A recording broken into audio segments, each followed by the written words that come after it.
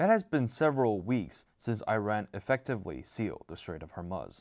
What began as military retaliation has become a stranglehold on global energy.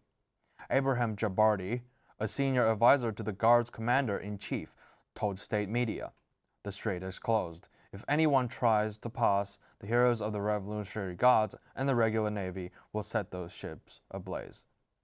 The closure of the strait is affecting about 20% of the world's oil production, which usually passes through. But the world had seen similar crises before. The International Energy Agency says when Russia invaded Ukraine in February 2022, it cut pipeline gas supplies to Europe. Prices surged to over $100 within weeks. But Russia eventually rerouted its supplies to Asia. The Strait of Hormuz, however, offers no alternatives. 20% of the world's oil has nowhere else to go. The numbers are stark. Brent crude has climbed from under $100 to over $100 per barrel as a result of the conflict.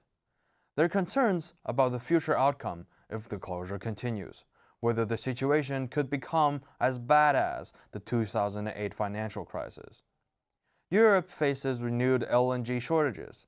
Asia's major economies, China, South Korea, Japan, are among Australia's biggest trade partners. But China has just announced it will cut all fuel exports, sparking fear about jet fuel. For Australian households, the impact is already arriving with the rising petrol prices. Inflation is just beginning to ease.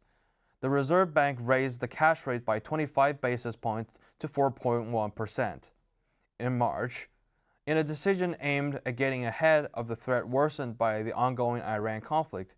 Energy Minister Chris Bowen insisting Australia's fuel supply remains stable. "Every ship that we have expected to arrive has arrived," he said, adding that deliveries of petrol, diesel, and jet fuel are expected to continue well into April. Bowen labeled panic buying un-Australian and warned against filling jerry cans with an investigation now launched into whether recent price hikes amount to gouging. This crisis began in the Gulf, but its effects will be felt at every Australian petrol pump. With no sign of de-escalation and both sides showing little willingness to return to negotiations, the uncertainty shows no sign of abating. Roy Pan, Mojo News.